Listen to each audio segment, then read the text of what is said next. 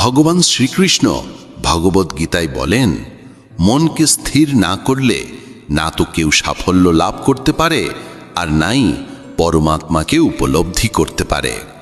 শ্রীমদ্ ভগবদ্গীতার 6ঠ অধ্যায়ে অর্জুন ভগবান শ্রীকৃষ্ণকে জিজ্ঞাসা করেন, হে প্রভু, যেমন বায়ুকে বশে আনা দুঃসাধ্য, তেমনি এই চঞ্চল মনকে নিয়ন্ত্রণ করাও আমার কাছে অত্যন্ত কঠিন বলে মনে হয়।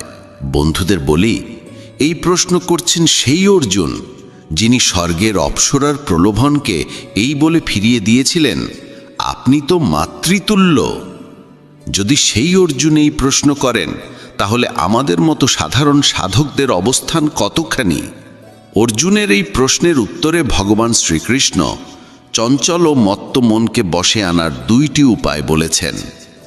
ভগবান বলেন, হে অর্জুন, এই অস্থির মনকে নিয়ন্ত্রণ করার প্রথম উপায় হল অভ্যাস।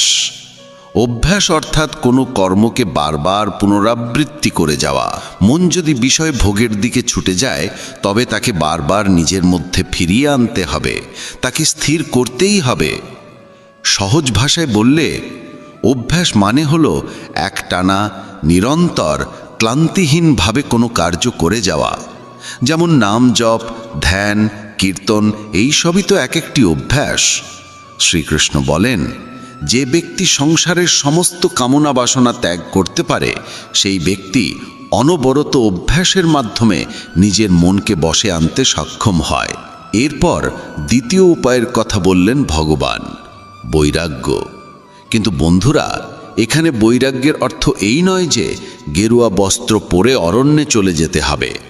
এখানে বৈরাগ্য মানে হল আসক্তির অনুপস্থিতি, চিত্তের অচঞ্চলতা এবং নিরাসক্তভাবে জীবনযাপন করার মানসিকতা। সহজ ভাষায় বললে, বৈরাগ্য মানে হল মনের ক্লান্তি। যখন মন আর সংসারে কোনো আনন্দ পায় না, তখন নিজেই শান্ত হয়ে যায়। অনেক সাধকের অভিজ্ঞতায় দেখা যায়, যেই মন এক সময় এক মুহূর্ত স্থির থাকতে পারত না, সেই মন এখন ধীরে ধীরে শান্ত হতে শুরু করেছে। এই উপায় সর্বত্র ও সর্বকালেই কার্যকর হয়। দেশে হোক বা বিদেশে, অশিক্ষিত হোক বা বিদ্বান, আপনি নিজেই পরীক্ষা করে দেখুন। বন্ধুরা, জ্ঞানীরা এ কথাও বলেছেন, করতে করতে অভ্যাসে জড়বুদ্ধিও হয়ে যায় সুজ্ঞানী। একটানা জল পড়তে থাকলে দড়ির মতো সূক্ষ্ম ধারা শিলার ওপরও চিহ্ন ফেলে যায়। তবে মনে রাখতে হবে, অভ্যাস ও বৈরাগ্য এই 2 উপায় কেবল তখনই কার্যকর হয় যখন সাধক নিজের লক্ষ্যে স্থির ও দৃঢ় থাকে। কারণ মন ও ইন্দ্রিয় অনেক শক্তিশালী, এরা অভিজ্ঞ সাধককেও টেনে নিয়ে যায় ভোগের দিকে। অনেক সাধক পরিশ্রম করেও বারংবার ইন্দ্রিয়ের দ্বারা পরাজিত হন। এমনকি যদি কোনো সাধকও বিষয় ভোগের চিন্তায় মগ্ন হয়ে পড়েন, তবে তার চরিত্রের পতন ঘটে। তাই ভগবান নির্দেশ দিয়েছেন, মন ও ইন্দ্রিয় সমূহ সহ আমার প্রতি পূর্ণভাবে সমর্পিত হও। বন্ধুরা, তখন ছিল ত্রেতা যুগ। পৃথিবীতে ধীরে ধীরে ধর্মের অবনতি ঘটছিল। ঋষিদের তপস্যায় বাধা আসতে শুরু করেছিল। মানুষের মন ছুটে বেড়াচ্ছিল বিপথে। কাম, ক্রোধ, লোভ, মোহ ও অহংকারে বিভ্রান্ত হয়ে মানুষ হয়ে উঠেছিল অসংযমী।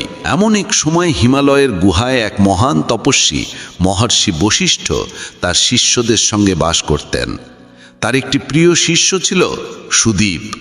সুদীপ ছিল অত্যন্ত মেধাবী, উজ্জ্বল ও ধর্মনিষ্ঠ। কিন্তু তার মধ্যে ছিল একটি বড় দোষ, তার চঞ্চল মন। ধ্যান করতে করতেই সে অস্থির হয়ে যেত। বারবার চিন্তার ঢেউ তাকে সেই জায়গাতেই নিয়ে যেত। সে নিজেও এই দুর্বলতাকে বুঝত এবং তার জন্য মন খারাপ করত।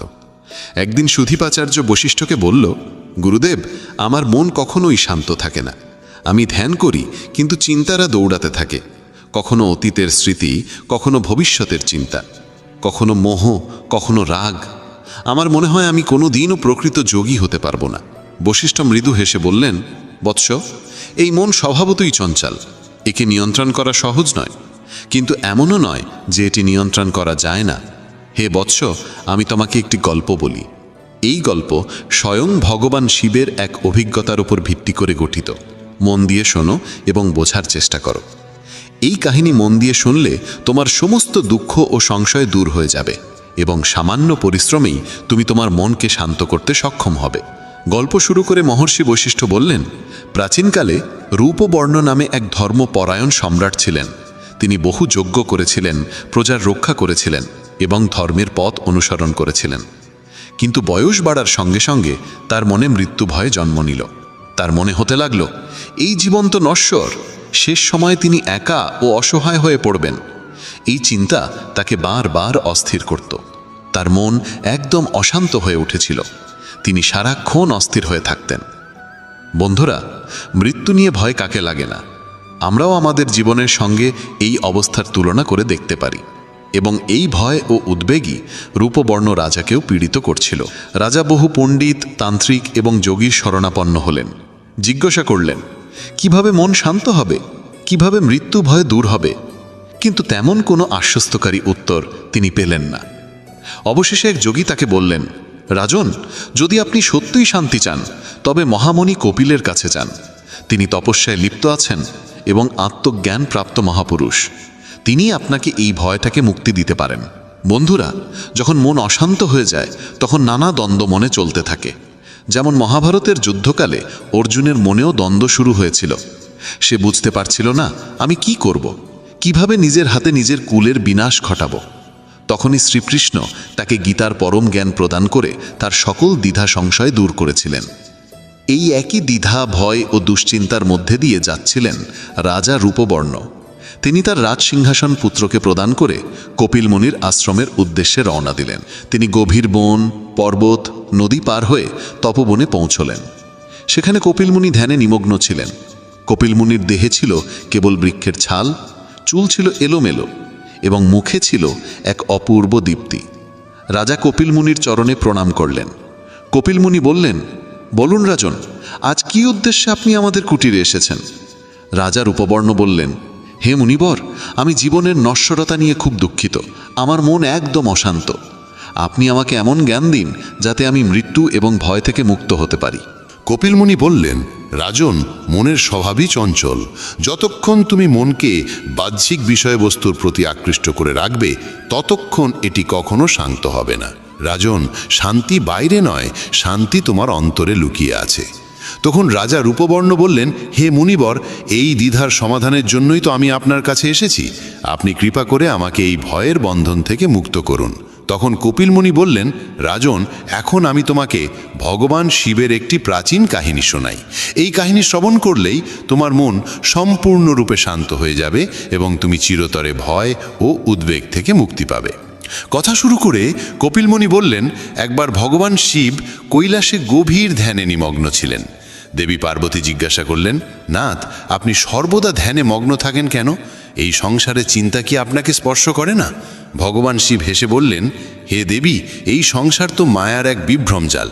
মায়া থেকেই মন সৃষ্টি হয় এবং মন থেকেই জন্ম নেয় ইচ্ছা, ভয়, দ্বন্দ্ব ও ক্রোধ। যখন মন আমাদের নিয়ন্ত্রণে থাকে না তখনই আমরা ঈশ্বর থেকে বিচ্যুত হয়ে পড়ি। পার্বতী আবার প্রশ্ন করলেন, হে নাথ, তাহলে কি মনকে নিয়ন্ত্রণে আনাই মুক্তি? শিব বললেন, হ্যাঁ দেবী, একবার আমিও মনকে জয় করার জন্য গভীর তপস্যায় রত হয়েছিলাম। তখন আমি উপলব্ধি করেছিলাম যে মনকে জোর করে নয়, বরং তাকে বোঝার মাধ্যমে, তাকে ভালোবাসার দৃষ্টিতে দেখে ধীরে ধীরে স্নেহে নিয়ন্ত্রণে আনতে হয়।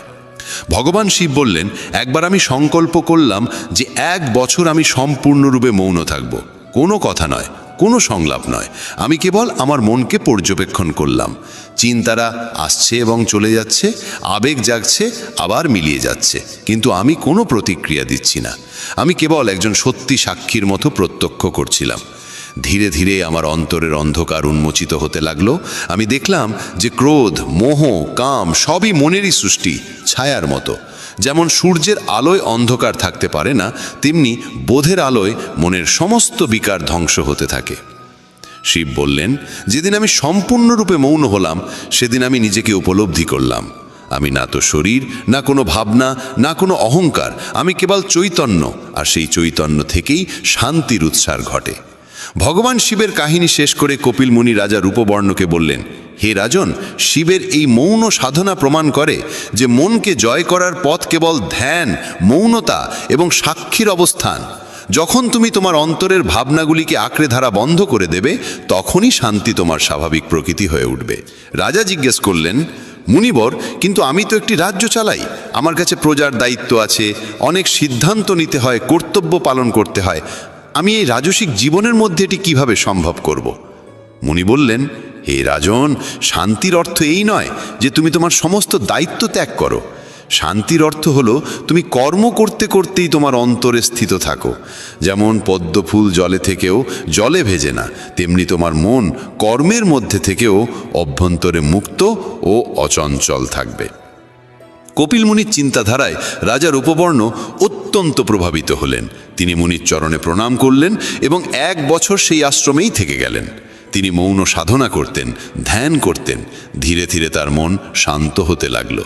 তার মনে চিন্তা আসতো, কিন্তু সে এখন সেগুলিকে কেবল দেখত, ধরা দিত না। একদিন তিনি ধ্যানে বসে একটি দিব্য অনুভূতির মধ্যে প্রবেশ করলেন। তার মন সম্পূর্ণরূপে শান্ত হয়ে গেল। সে নিজে নিজেতে স্থিত হয়ে গেল। তার অন্তর থেকে এক দেবীয় আলো বেরিয়ে এলো। সে অনুভব করল সে কেবল আত্মা, বিশুদ্ধ, চিরন্তন ও শান্ত। গুরু বশিষ্ঠ কাহিনী শেষ করলেন। শিষ্য সুদীপের চোখ দিয়ে অশ্রু ঝাড়তে লাগলো। সে বলল, গুরুদেব, এখন আমি বুঝেছি যে মনকে শান্ত করা কোনো যুদ্ধ নয়, এটা এক প্রেমপূর্ণ সাক্ষী হয়ে ওঠার যাত্রা। যখন আমি নিজেকে ভাবনার বাইরে দেখব, তখনই শান্তি নিজে থেকেই আমার অন্তরে আসবে। বশিষ্ঠ বললেন, বৎস, ধ্যান মানে কেবল চোখ বন্ধ করা নয়, এটা হলো এক দৃষ্টিভঙ্গির পরিবর্তন। যখন তুমি সংসারকে নয়, নিজেকে দেখতে শুরু করবে, তখনই তুমি নিজেই শিব হয়ে উঠবে। সুদীপ তপস্যা শুরু করলো। এখন সে ধ্যান করত, চিন্তা আসলেও তাদের চলে যেতে দিত। সে নিজেকে কেবল একজন সত্যি সাক্ষী হিসেবে দেখত। ধীরে ধীরে তার শক্তি অন্তর্মুখী হতে লাগলো। তার মুখে শান্তির দীপ্তি ছড়িয়ে পড়ল। তার বাক্য হয়ে উঠল মধুর, আর তার মন এক স্বচ্ছ আয়নার মতো নির্মল হয়ে উঠল। অবশেষে একদিন বশিষ্ঠ তাকে দীক্ষা দিলেন এবং বললেন, এখন তুমি নিজেকে জেনে গেছো, যাও এবং পৃথিবীকেও এই শিক্ষাই দাও, মনকে শান্ত করতে শেখো, কারণ এটাই হলো একমাত্র মুক্তির দ্বার। বন্ধুগণ, এই কাহিনী আমাদের শেখায় যে মনকে জোর করে নয়, ভালোবাসা দিয়ে সচেতনভাবে দেখে তবেই শান্ত করা যায়।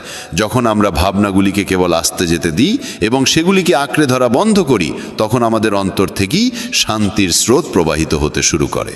শিব, কপিল মুনি এবং গুরু বশিষ্ঠ আমাদের সেই পথই দেখিয়েছেন যে শান্তি বাইরের কোনো বস্তুতে নেই, তা আমাদের নিজের অন্তরের গভীরে লুকিয়ে আছে। বন্ধুগণ, মৌনই হচ্ছে বন্ধন এবং মোক্ষের মূল কারণ। এই মৌনই আমাদের জন্মমৃত্যুর চক্রে আবর্তিত করে চলেছে। সংসারের সমস্ত ইন্দ্রজালের কেন্দ্রবিন্দু এই মনই। যতক্ষণ না মন থেকে কল্পনার প্রবাহ বন্ধ হয়, ততক্ষণ মোক্ষ সম্ভব নয়।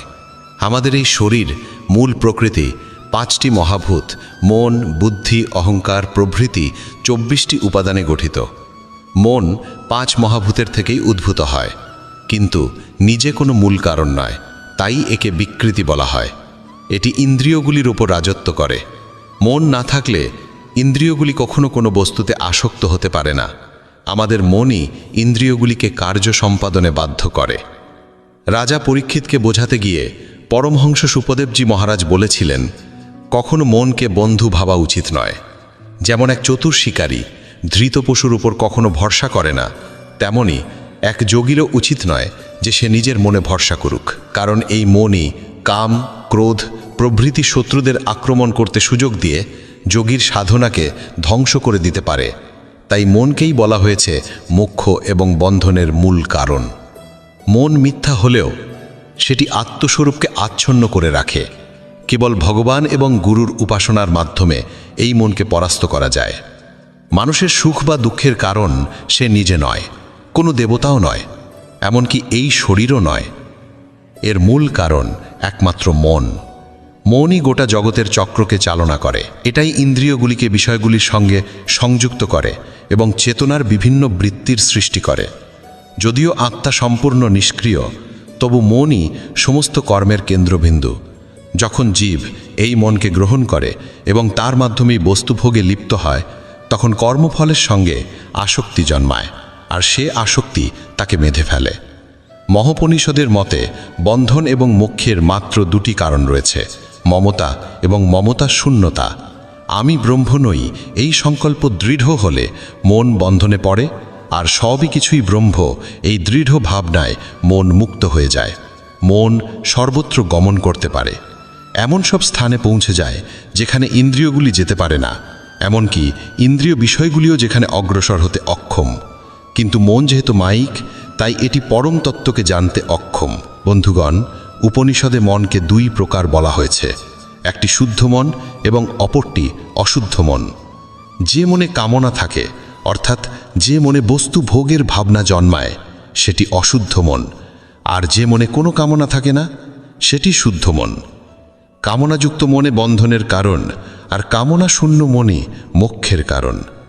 যে মন বস্তু থেকে মুক্ত, যার মধ্যে ইন্দ্রিয় বিষয়ের প্রতি কোনো আকর্ষণ নেই, সেই মন হৃদয়ে লীন হয়ে যায়। একেই বলা হয় জ্ঞান, একেই বলা হয় মোক্ষ।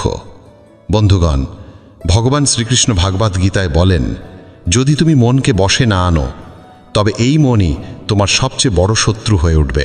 তাই তুমি মন এবং ইন্দ্রিয় সহ আমাকে বশ করো, আমার ভক্ত হও, আমার প্রতি মনোনিবেশ করো, আমাকে পূজা করো এবং আমাকে প্রণাম করো, তাহলেই তুমি আমাকে লাভ করবে। যদি যাত্রাপথে কখনো কোনো ধাক্কা না খাও, তবে গন্তব্যের গুরুত্ব তুমি কিভাবে বুঝবে? যদি ভুলের সঙ্গে সংঘর্ষ না হয়, তবে সঠিককে কিভাবে চিনবে? জীবনে এই দুটি কথা চিরদিন মনে রেখো। প্রথমত, রাগের বশে কোনো সিদ্ধান্ত নিও না। দ্বিতীয়ত, অতিরিক্ত আনন্দে ভেসে গিয়ে কাউকে কোনো প্রতিশ্রুতি দিও না। জয় শ্রী রাধে কৃষ্ণ। প্রিয় বন্ধুগণ, ভিডিও শুরু করার আগে আসুন আমরা সবাই একত্র হয়ে প্রার্থনা করি, যারা এই অমৃত বাণী শুনছেন তাদের জীবনে ভগবানের কৃপা চিরকাল বজায় থাকুক এবং তাদের সকল দুঃখ কষ্ট দূর হোক। বন্ধুগণ, যদি আপনারা আমাদের চ্যানেলে প্রথমবার এসে থাকেন, তাহলে